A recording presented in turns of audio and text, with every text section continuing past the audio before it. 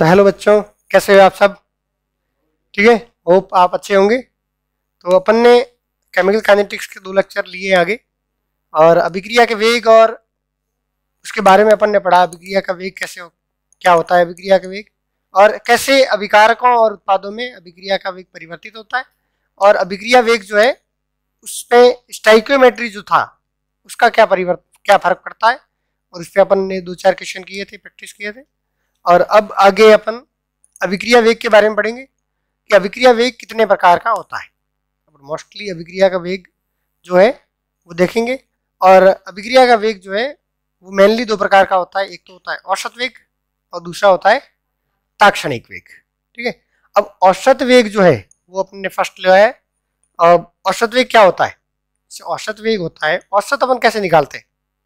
सबका जोड़, जो भी अपने पास राशियां हैं सबका जोड़ बटे कितनी राशियां हैं, राशियों की संख्या, कुल राशियां बटे राशियों की संख्या। तो इस प्रकार से अगर औसत वेग जो है अपना वेग है, अपन क्या कर रहे हैं, परिवर्तन देख रहे हैं, सांद्रता में परिवर्तन बटे समय में परिवर्तन, परिवर्तन में लगा समय। ठीक है, तो औसत वेग जो होगा वो अपने लिए यहाँ पे होगा कि किसी भी निश्चित समय अंतराल, जैसे कि शुरुआत किया उसके बाद किसी समय पे अपन पहुंचे, 10 मिनट 15 मिनट आधे घंटे बाद पहुंचे, तो किसी निश्चित समय अंतराल, जो ये समय का अंतराल था, इसमें जो सांद्रता में परिवर्तन आ रहा है, अभिकारकों या उत्पादों की सांद्रता में परिवर्तन की जो दर है वो अपना क्या है, औसत वेग। ठीक है, जैसे अगर मैं कहना चाहूँ औसत वेग, रेट ऑफ एवरेज रेट, ठीक है, वो बराबर होगा डेल्टा। डेल्टा अपना किसको दर्शाता है? परिवर्तन को। डेल्टा अंतिम माइनस C2 माइनस C1 बट्टे डेल्टा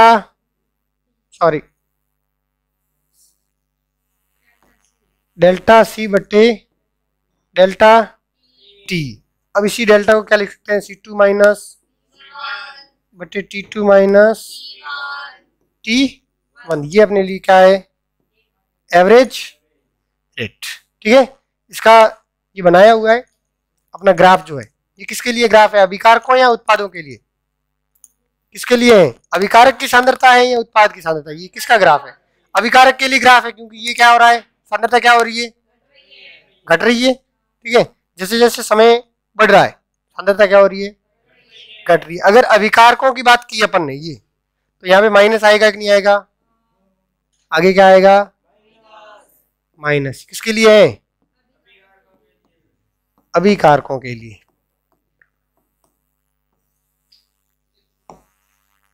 ठीक है, अभिकारकों के लिए। यही अगर उत्पाद की बात करता है तो अपना ग्राफ इस प्रकार से होता कुछ।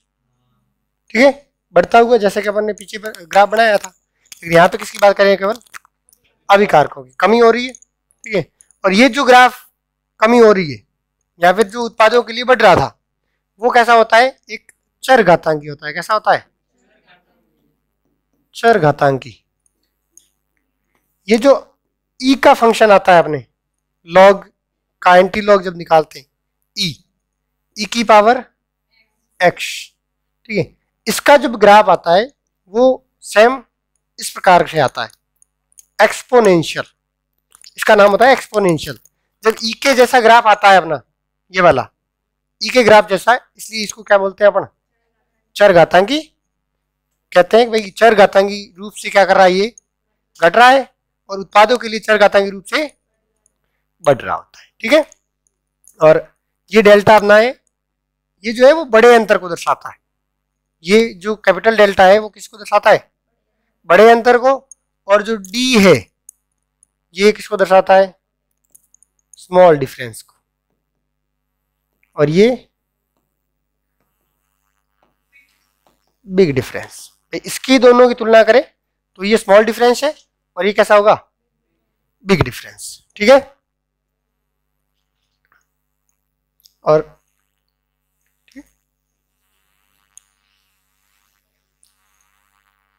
अब आगे बढ़ते हैं अपन। दूसरी अपने वेलोसिटी है तात्क्षणिक वेग। तात्क्षणिक वेग। अब ये तात्क्षणिक वेग क्या होता है? एवरेज रेट तो क्या था? निश्चित समय अंतराल पर, फिक्स समय अंतराल था, अपन 1 घंटे में अभिक्रिया का वेग देख रहे थे, ठीक है। 1 घंटे में अभिकारकों और उत्पादों की सांद्रता में कितना परिवर्तन आया वो देख रहे थे, वो क्या था अपने लिए? औसत वेग। परंतु अगर किसी निश्चित समय पर ही देख ले, एक एग्जैक्ट पॉइंट पर 5 सेकंड पर ही कितना वेग है, वो अपना क्या है? तात्क्षणिक वेग। तो क्या है ये? किसी निश्चित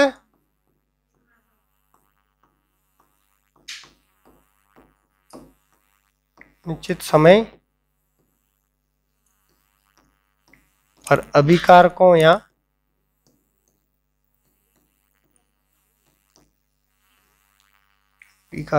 उत्पादों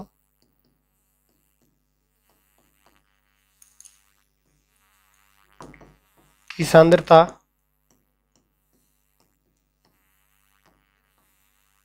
में परिवर्तन की दर क्या कहलाती है? तात्क्षणिक वेग, ठीक है। जैसे कि अगर इसका ग्राफ बनाना चाहे अपन, तो ये अभिकारकों के लिए है, ठीक है। तो अगर मैं इस पर एक स्पर्श रेखा खींचता हूं,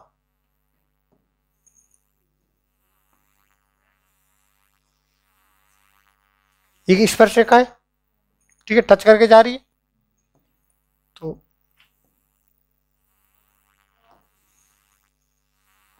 इस पॉइंट पर यह क्या कर रही है? मिल रही है।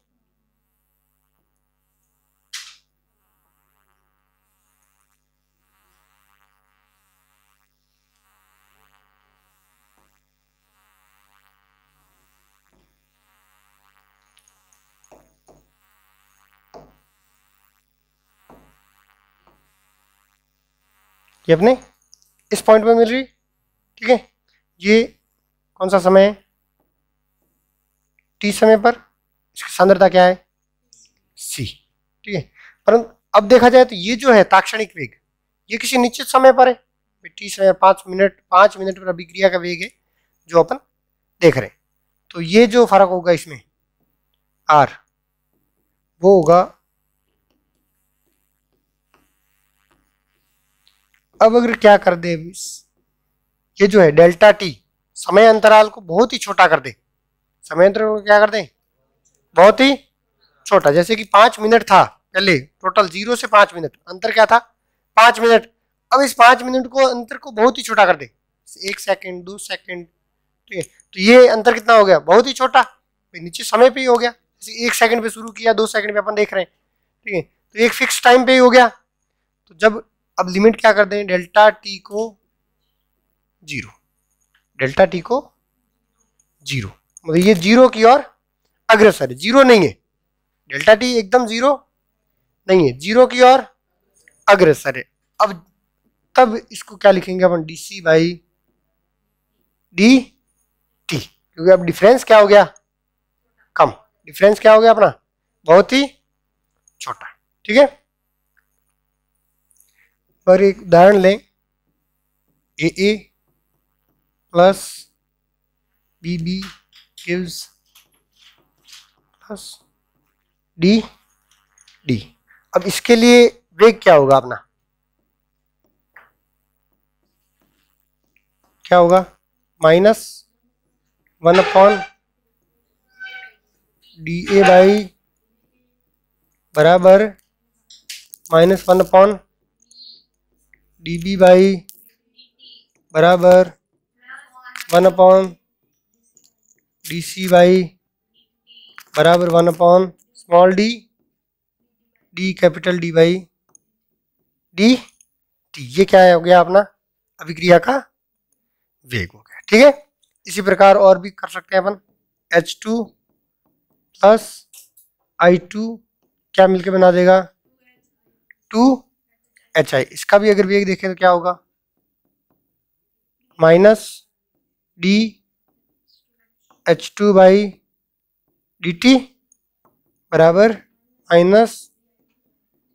-DI2 बाई बराबर 1/2DHI by d T.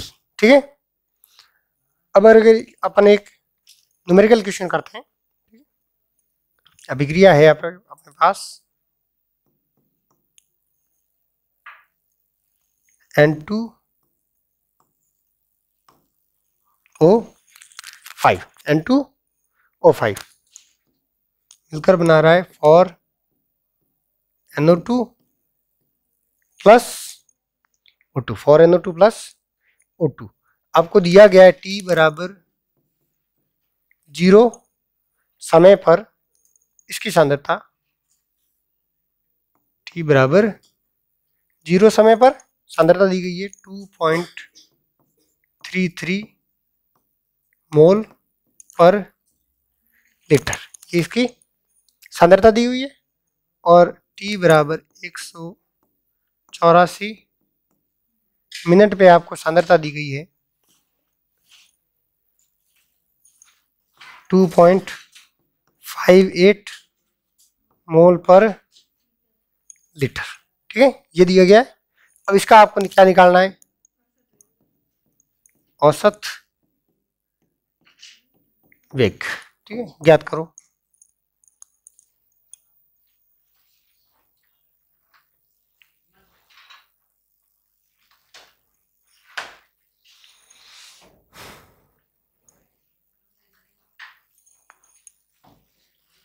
Calculate करो फटाफट, फास्ट।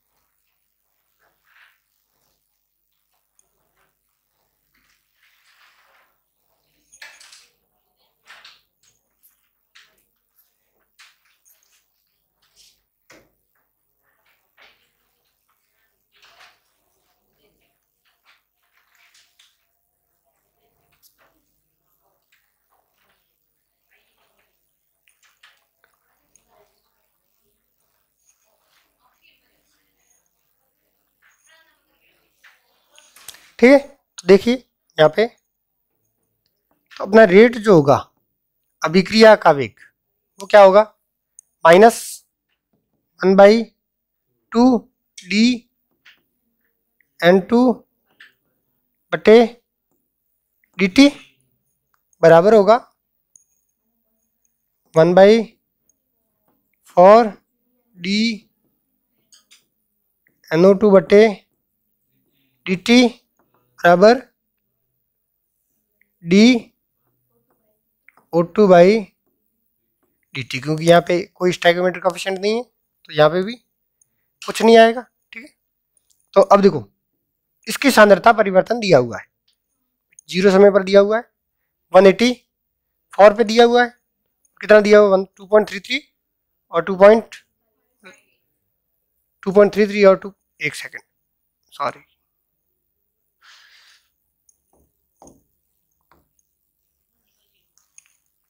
2.08। अभिकारकों की सांद्रता है क्या होगी, समय के साथ कम होगी, बढ़ेगी तो नहीं। ठीक है, तो इसके डेटा दिए हुए हैं अपने को, तो रेट क्या होगी -1/2 परिवर्तन N2O5 की सांद्रता कितनी परिवर्तित हुई, अंतिम क्या है 2.3 बट्टे में क्या है 184 माइनस 0 184 माइनस 0, तो क्या हुआ -1/2, ये कितना है आपने 0.25 किसका माइनस का बट्टे 184 माइनस माइनस क्या हो गया प्लस, तो क्या आ गया, और 2 का अगर भाग दे दे इसमें तो क्या आ जाएगा, 0.125 बटे 184, ठीक है, 125 बटे 184, ठीक है। और जब इसका भाग देंगे अपन तो अपने पास अप्रोक्सीमेट आएगा 1.1 इंटू 10 की पावर -4, ठीक है। भाग देंगे तब क्या आएगा, अप्रोक्सीमेट आएगा 1.1 इंटू 10 की पावर -4, ठीक है। एक सेकंड, माइनस देखने दीजिए। अब अगर इसका पॉइंट हटा दें अपन, ये वाला, तो यहाँ पे क्या आएगा, 125 बटे 184, 184 इंटू 10 की पावर क्या आएगी, यहाँ पे 3, कैसे, कितना आएगा आंसर, मैथमेटिक्स है नहीं है, तो करते हैं भाग। भाग करके देख लो आप, जो भी आएगा 1.1 तो नहीं आएगा, कुछ अलग आएगा, ठीक है। तो आप निकाल देना, हाँ कुछ तो आएगा, मैथमेटिक्स आएगी, मैथमेटिक्स लगानी है आपको, जोड़ बाकी गुना भाग लगाते रहो, ठीक है। अब एक और अगर क्वेश्चन है, N2 प्लस 3H2 मिलकर क्या बना रहा है, 2NH3, अपना कौन सा है एबर प्रोसेस। इसमें आपको दिया गया है रेट ऑफ H2 दिया गया है, ये अपन कर चुके क्वेश्चन, सेम क्वेश्चन कर चुके, ठीक है, ये अपन क्वेश्चन कर चुके, नहीं नीट वाला नहीं है, ठीक है। अब है हेडिंग, नई हेडिंग लगाना, अभिक्रिया के वेग को प्रभावित करने वाले, अभिक्रिया वेग को प्रभावित करने वाले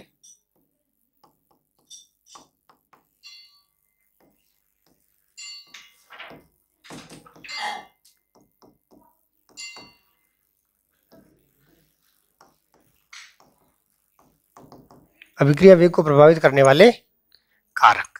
तो अपने 2-4 फैक्टर है जो अभिक्रिया के वेग को क्या करते हैं, प्रभावित करते हैं, ठीक है।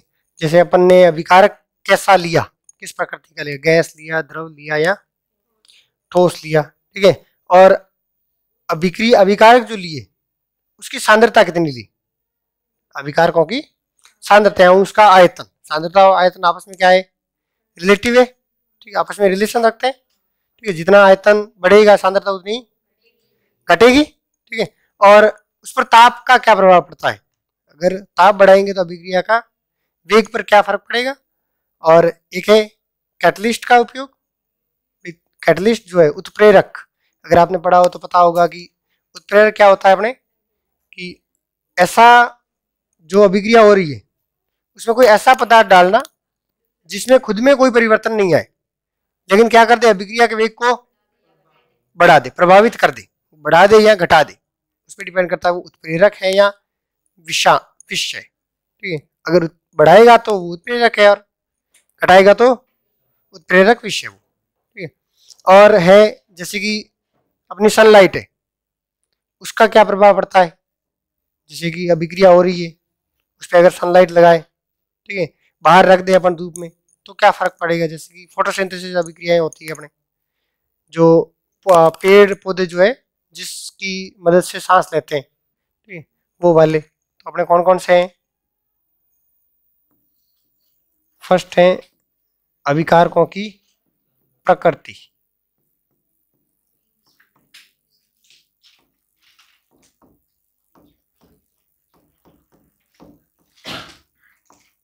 दूसरा है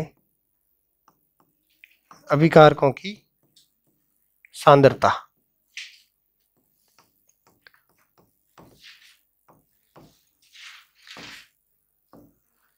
तीसरा है ताप का प्रभाव, चौथा है उत्प्रेरक का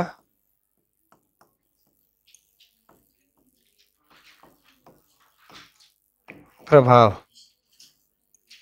पांचवा है अपना, नहीं वो हो गया जाएगा, ठीक है, और है विकिरण का प्रभाव, विकिरण का प्रभाव। तो ये अपने मेन फैक्टर्स है जिन पर अभिक्रिया का वेग क्या करता है, निर्भर करता है, ठीक है। तो फर्स्ट लिख दीजिए अभिकारकों की प्रकृति,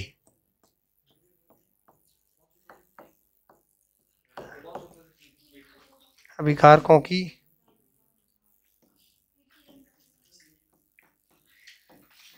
प्रकृति।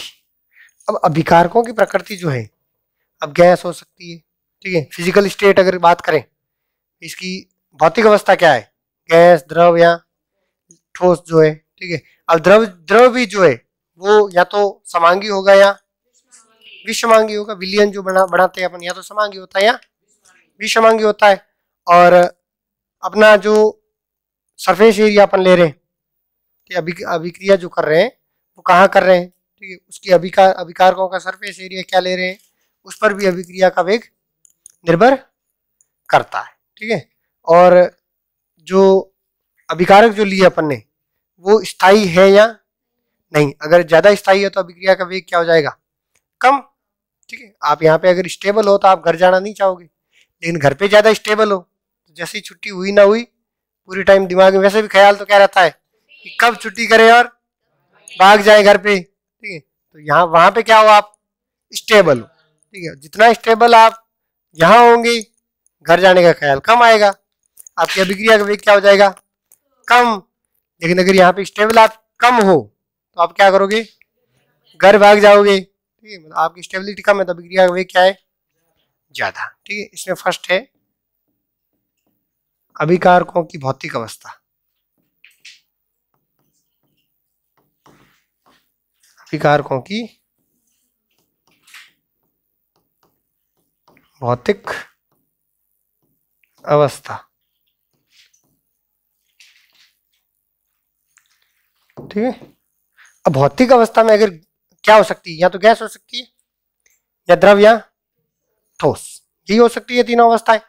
अब बताओ, एक ऑक्सीजन है एक नाइट्रोजन है, अपने दो गैसें मिक्स की तो वो जल्दी घुलेगी, या कोई दो द्रव मिक्स किए वो जल्दी घुलेंगे, या कोई दो ठोस इकट्ठे किए वो जल्दी अभिक्रिया करेंगे आपस में, गैस से जल्दी अभिक्रिया करती है, ठीक है। उसके बाद द्रव और फिर ठोस, ठीक है। तो अभिक्रिया का वेग जो होगा, रेट ऑफ रिएक्शन, उसका ऑर्डर क्या होगा, सबसे ज्यादा, फिर लिक्विड, और फिर क्या होगा, सॉलिड। और अगर इसमें भी बात करें अपन लिक्विड में तो समांगी की रेट ऑफ रिएक्शन ज्यादा होगी किसकी तुलना में, विषमांगी, क्योंकि क्या होती है समांगी में जल्दी घुल जाते हैं, अभिक्रिया तेज करते हैं, फास्ट करते हैं, और विषमांगी क्या करते हैं, घुलता ही नहीं है, ठीक है। तो इसकी अभिक्रिया का वेग क्या हो जाएगा, कम, ठीक है। मिक्स करने बैठोगे तो गैस सबसे जल्दी मिक्स होगी, फिर लिक्विड और फिर सॉलिड, और लिक्विड में भी समांगी और विषमांगी, ठीक है। अब दूसरा अपना है पृष्ठीय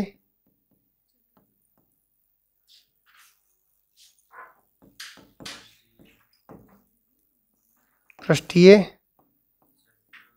क्षेत्रफल, पृष्ठीय क्षेत्रफल, ठीक है,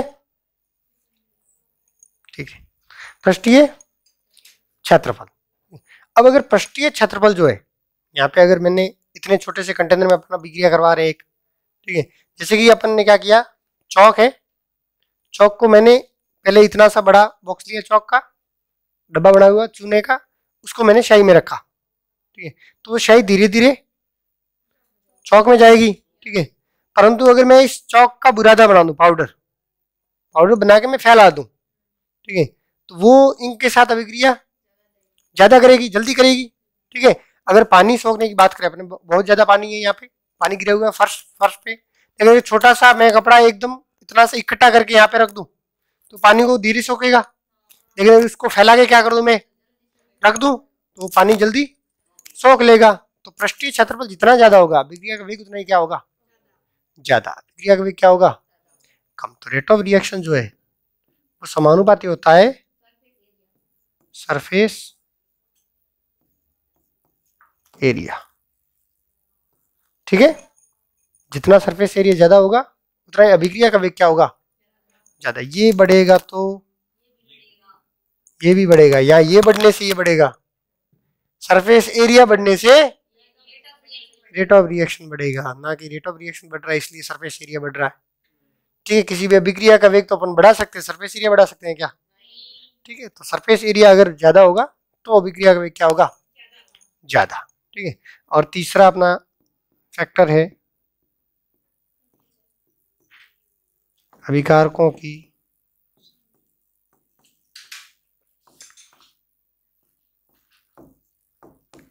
का स्थायित्व। अभिकारकों का स्थायित्व, या फिर अगर रासायनिक उनकी प्रकृति देखें, ठीक है, या फिर इसको क्या कर लिख सकते हैं अपन, रासायनिक प्रकृति के आधार पर। ठीक है, तो अगर अपन कहें तो रेट ऑफ रिएक्शन जो होगा, अब बताओ, रिएक्टेंट जितना स्टेबल होगा उतना रेट ऑफ रिएक्शन क्या होगा, कम। स्टेबल होगा तो वो आगे प्रोडक्ट में बनना ही नहीं चाहेगा। ठीक है, लेकिन अगर प्रोडक्ट स्टेबल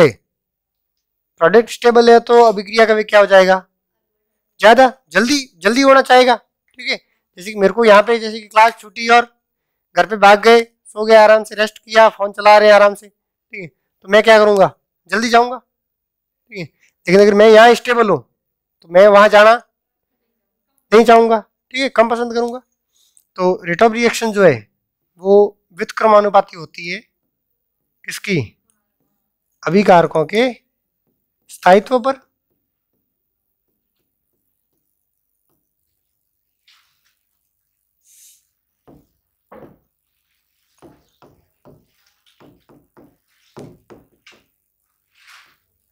ठीक है, और अगर रेट ऑफ रिएक्शन जो है वो उत्पादों की सांद्रता के, उत्पादों के स्थायित्व पे क्या होगा,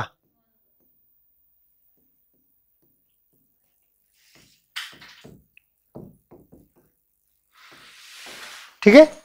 तो अभिकारक जितने स्थायी होंगे उतनी अभिक्रिया का वेग क्या होगा, कम, और उत्पाद जितने स्थायी होंगे उतना अभिकारकों का वेग क्या होगा, अधिक। ठीक है।